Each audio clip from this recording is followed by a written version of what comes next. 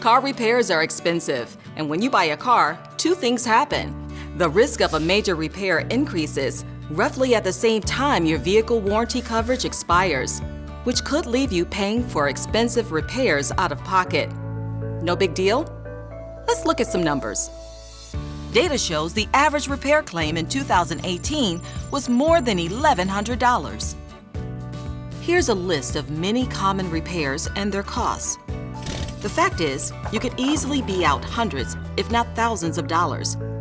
Fortunately, there's a great option called mechanical repair coverage that can help minimize those big repair bills. You just choose a plan and a deductible.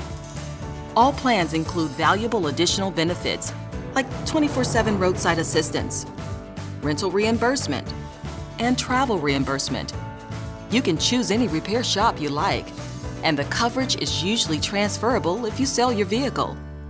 Bottom line, with mechanical repair coverage, you'll reduce the cost of expensive covered car repairs and gain an added selling point if you sell your vehicle. Now, you may be offered other repair coverage plans elsewhere, but as a credit union member, you get special access to great low rates for top quality mechanical repair coverage just for being a member. Mechanical repair coverage through your credit union. Find out if it's right for you today